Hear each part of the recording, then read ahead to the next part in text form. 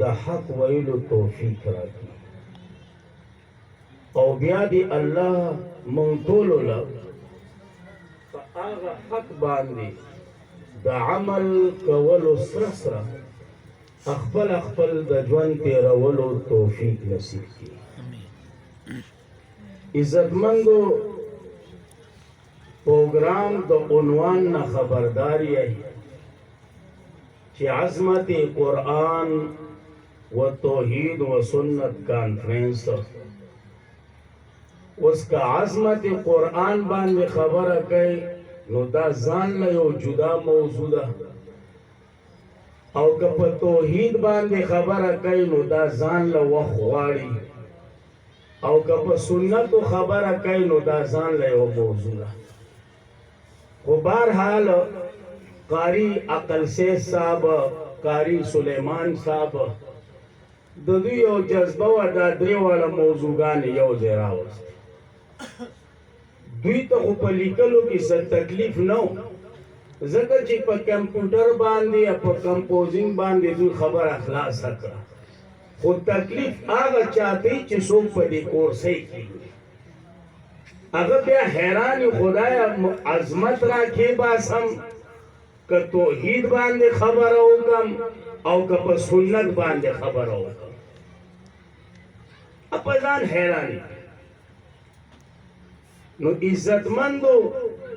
زبر کوشش کوم چې د ټولو نه لږه خبره راچوته کړم.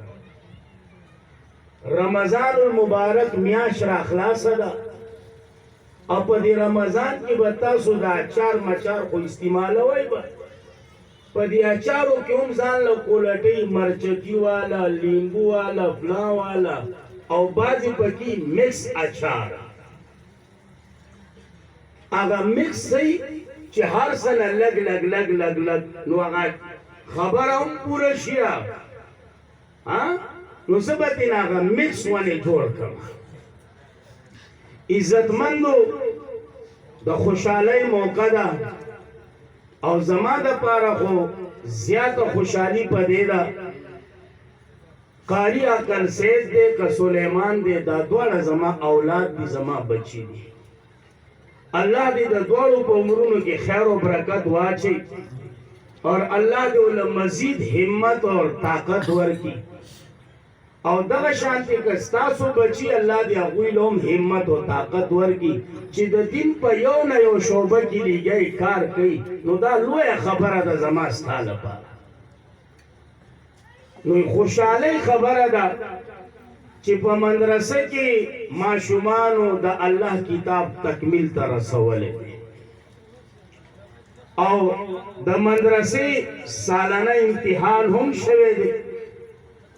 او په هغه سالانه امتحان کې بعضې طلبا اول دوم سوم هم براغلي. نو د مدرسې چې کم انتظامیه ده نو هغوی د هغه طلباو د خوشحالۍ دپاره د حوصله افزۍ دپاره دا پروګرام جوړ کړی دی او په دې کې تاسو ته هم دعوت راکړلی ما ته هم راکړی دی او زما یقین دی او په تاسو باندې دا ښه ګمان دی چې تاسو هم په دې لالچ به راغلي یئ چې یاره په داسې پروګرامونو کې دعاګانې قبلیږي او زه هم په دغه لالچ او په دغه نیت راغلی یم چې په داسې پروګرام کې دعاګانې قبلیږي. دویم چې په داسې پروګرام باندې د الله رحمت د بارانه په شانتي وریږي د الله ملائکو داسې پروګرام خپل په ګیره کې اغستی نو بس تاسو هم د الله د رحمت امیدوار او طلبګار یې په دغه امیدوارۍ او په طلب په معامله کې راغلی یې او زه هم د الله د رحمت امیدوار او طلبګار یم په دغه معامله کې زه هم راغلی لہذا زما دا راتله په تاسو ملازه نه ده ستاسو دا راتله په ما ملازه نه ده. صحیح ده جی خبره ختمه کو د ملازو د میز ستاسو دا راتله په ما ملازه نه ده زما دا راتله په تاسو ملازه نه ده تاسو خپل په غرض راغلی یئ زه خپل په غرض راغلی یم تاسو خپل په لالچ راغلی یئ زه خپل په لالچ راغلی یم ستا غرض لالچ دعا قبلېده دي د الله په رحمت کې حصه اخیسته دي زما غرض زما لالچ هم دغه دی چې دعا قبوله شي د الله په رحمت کې زما هم څه حصه شامله شي په دغه غرض راغلی یې که نه راغلی یې په دغه غرض لاس پورته کړئ څوک څوک راغلی نو یو بل باندې زمونږ څه ملازه نشته دی